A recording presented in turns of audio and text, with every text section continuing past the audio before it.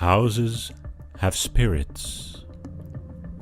Do houses and buildings have spirits? Oh yes, they do. Not just homes, not just buildings, but also objects and personal items. Just as a human person can house a spirit, so can objects and buildings. God's spirit or an evil spirit can occupy a place or item for different reasons. The building might have been dedicated to God or the devil. Certain activities might have been constantly practiced in that building, and some items might have been used symbolically in the spirit. Hosea 4 verse 6. My people are destroyed for lack of knowledge. Now that you know this, we as children of God need to be vigilant. You need to pray over your new home or hotel room because you have no idea about the kind of people who previously occupied the place. God created us for a purpose. The reason we are alive is to walk daily in the realization of God's laid out plans and purpose for us. We are not here by accident or chance.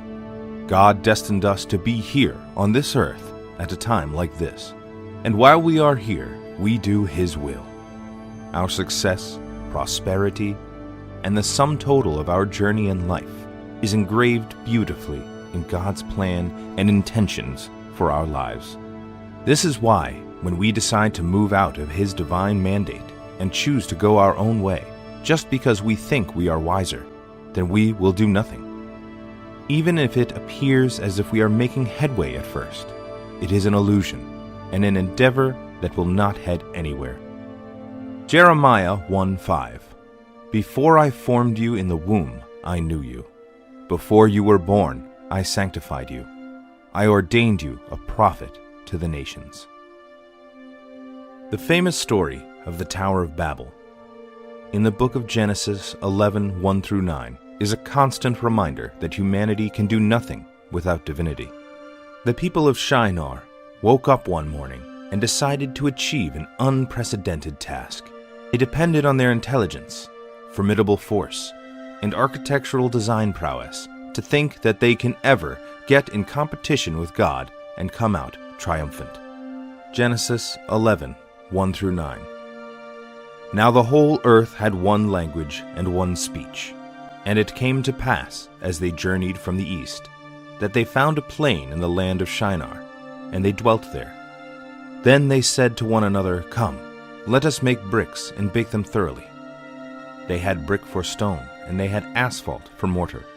And they said, Come, let us build ourselves a city and a tower whose top is in the heavens.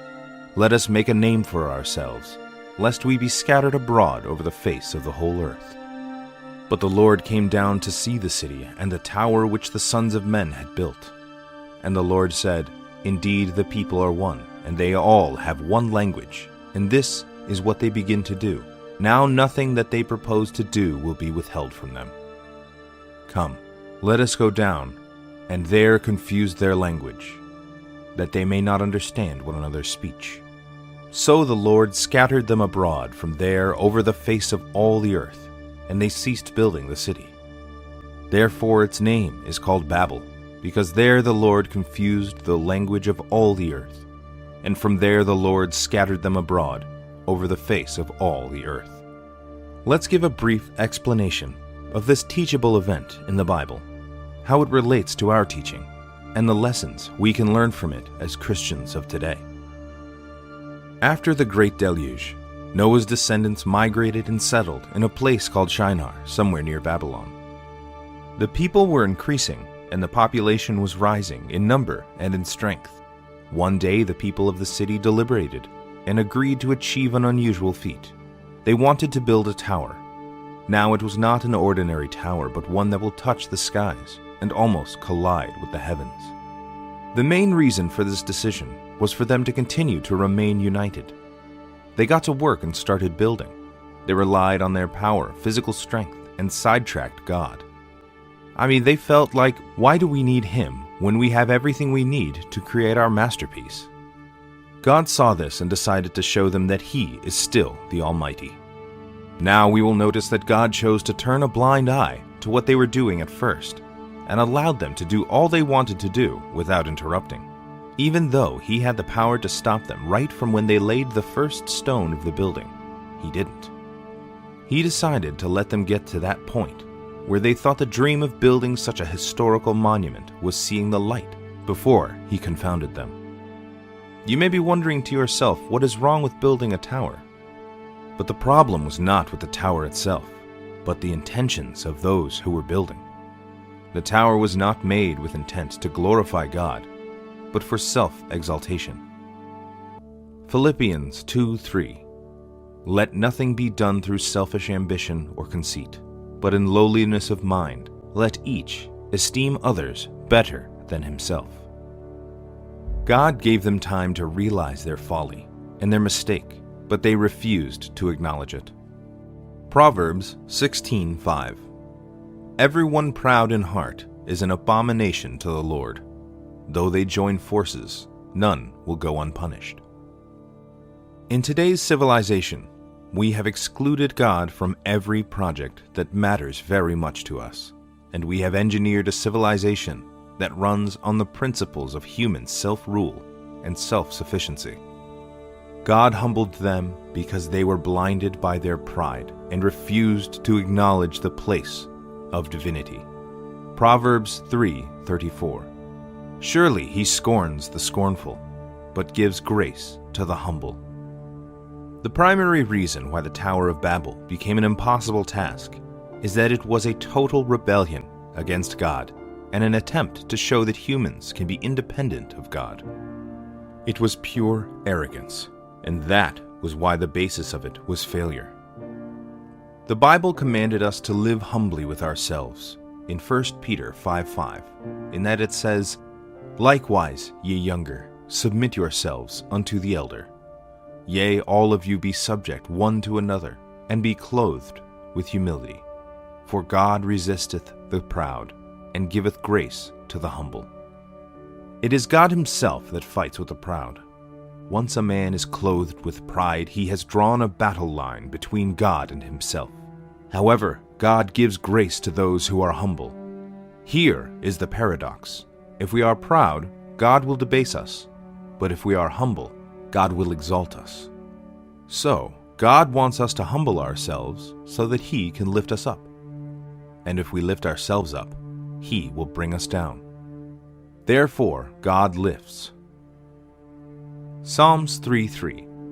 But you, O Lord, are a shield for me, my glory, and the one who lifts up my head.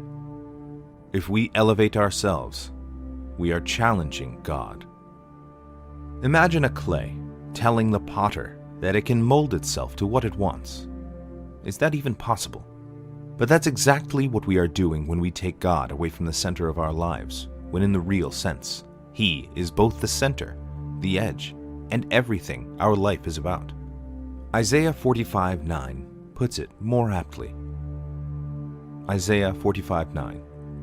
Woe to him who strives with his maker. Let the potsherd strive with the potsherds of the earth. Shall the clay say to him who forms it, What are you making? Or shall your handiwork say, He has no hands? The name Babel itself connotes confusion. The confusion that arose after God decided to confound the language of the people and scatter them abroad. Proverbs 16:18 tells us that pride goes before destruction, and a haughty spirit before a fall. Apart from the fact that we cannot make it by relying on our own strength and intelligence without God, we also deprive ourselves of the fullness of His grace and glory. We carry the burden of what we are supposed to let God handle and continue to rack our brains on what might turn out to be a futile endeavor in the end without God. Psalm 37:5-6. Commit your way to the Lord. Trust also in Him, and He shall bring it to pass. He shall bring forth your righteousness as the light, and your justice as the noonday.